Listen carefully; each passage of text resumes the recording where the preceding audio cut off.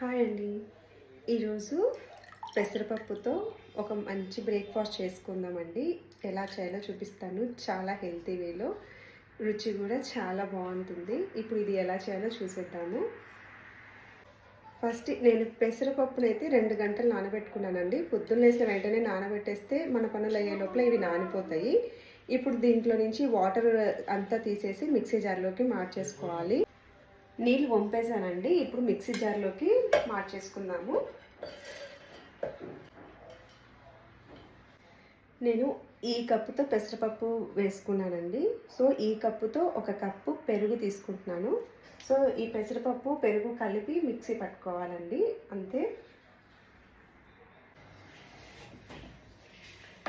చూసారా, fine paste లాగా, smooth paste లాగా చేసేసుకోవాలండి.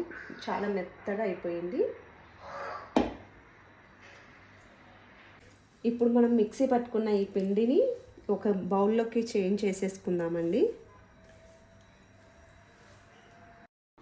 ఇప్పుడు ప్యాన్లో 1 టేబుల్ స్పూన్ నెయ్యి వేసుకొని మనకు కొన్ని జీడిపప్పులు వేసుకొని వేయించుకొని పక్కకు పెట్టుకోవాలండి.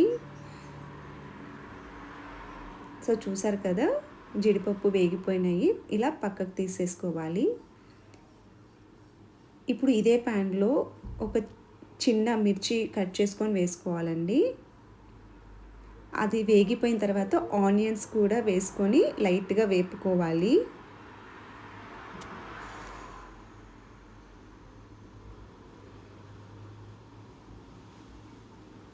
ఆనియన్స్ కొంచెం రెడ్డిష్ వచ్చిన తర్వాత సన్నగా తరుక్కున్న క్యాప్సికమ్ని కూడా వేసి వేపుకోవాలండి. క్యాప్సికమ్ జస్ట్ వేగితే చాలు, పూర్తి మగ్గన అవసరం లేదండి. ఉడికించినప్పుడు ఎలాగో మగ్గిపోతుంది. అలాగే 1 కప్పు పెసరపప్పు ఏ కప్పుతో తీసుకున్నామో అదే కప్పుతో బొంబాయి రవ్వ కూడా వేసుకొని బ్రౌనిష్ వచ్చేంత వరకు వేపుకోవాలండి. మంచి అరోమా వస్తుంది, మనకు తెలిసిపోతుంది అప్పుడే. అంతవరకు వేపుకొని పక్కకు పెట్టేసుకోవాలి. ఒక 5 మినిట్స్ పక్కకు పెట్టి చల్లగా కానివ్వాలండి.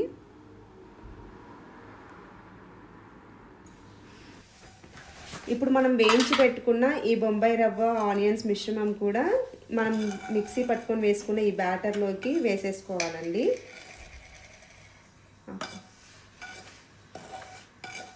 ఇప్పుడు ఇందులోకి తగినంత సాల్ట్ కూడా యాడ్ చేసుకుందామండి. నేనైతే ఈ చిన్న స్పూన్తో ఒక 2 టేబుల్ స్పూన్స్ వేసుకున్నాను సాల్ట్. అలాగే కొంచెం పసుపు వేస్తున్నానండి, మంచి కలర్ కోసము. ఇప్పుడు పిండి రవ్వ అంతా కలిసిపోయేలాగా బాగా మిక్స్ చేసుకోవాలి. ఇడ్లీ ప్లేట్స్ తీసుకోవాలండి. ఇడ్లీ ప్లేట్స్కి నేను ఆల్రెడీ నెయ్యి అప్లై చేసి పెట్టాను. ఇప్పుడు ఇలా అప్లై చేసుకున్న ప్లేట్స్లో మనం ఫస్ట్ జీడిపప్పు వేయించి పెట్టుకున్నాం కదా, వాటిని అరేంజ్ చేయాలి. మనము ఇడ్లీ ఉడికిన తర్వాత తీస్తే కొంచెం ఫస్ట్ జీడిపప్పు కనిపిస్తుంది అనమాట. అప్పుడు పిల్లలు కొంచెం బాగా అట్రాక్ట్ అయ్యి మంచిగా తింటారు. ఇలా హెల్తీ ఫుడ్ చేసినప్పుడు వాళ్ళకి నచ్చినట్లుగా ఉంటే బాగుంటుంది అనమాట. ఇలా ఫస్ట్ అన్నిట్లో జీడిపప్పుని అరేంజ్ చేసుకున్నానండి. ఇప్పుడు మనము ప్రిపేర్ చేసుకున్న ఈ బ్యాటర్ని ఇందులో వేసేసుకుందాము.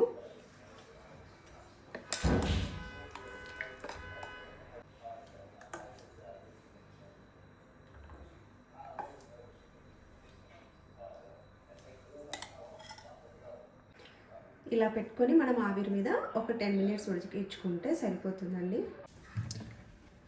నేనైతే రైస్ కుక్కర్లో పెట్టి ఉడికించుకుంటున్నానండి.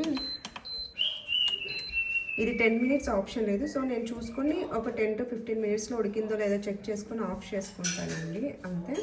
ఇది ఉడికే లోపల చట్నీకి రెడీ చేసుకున్నానండి. దానికోసం నేను కొన్ని పుట్నాల పప్పులు తీసుకున్నాను. పప్పులు వేసుకున్నాక దీనికి తగినన్ని మిర్చిని కూడా వేసేసుకోవాలండి. సాల్ట్ కొంచెం అండి, చట్నీకి సరిపడా. కొంచెం ఎండు కొబ్బరి వేసుకోవాలి. ఇంట్లో కొన్ని వాటర్ వేసుకొని స్మూత్ పేస్ట్ లాగా చేసుకుంటే మన చట్నీ రెడీ.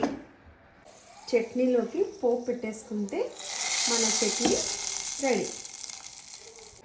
ఇప్పుడు చట్నీతో పాటు మనం ప్రిపేర్ చేసుకున్న ఈ పెసరపప్పు ఇడ్లీ సర్వ్ చేసుకుంటే ఇడ్లీ రెడీ.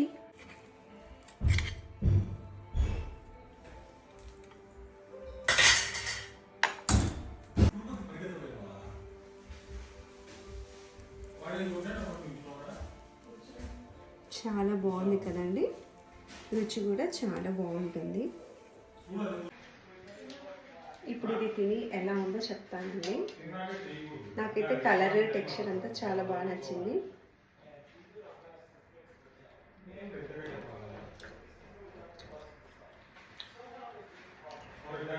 చాలా బాగుందండి. పోపు పెట్టుకొని మనము ఆనియన్స్ ఇవన్నీ వేయించుకున్నాం కదా, పోపు కూడా మంచి రోస్ట్ అయ్యి పప్పులు తగులుతూ చాలా బాగుంది. ఒకసారి సింపుల్గా బ్రేక్ఫాస్ట్ కోసం ఇలా ట్రై చేసి చూడండి, చాలా బాగుంటుంది.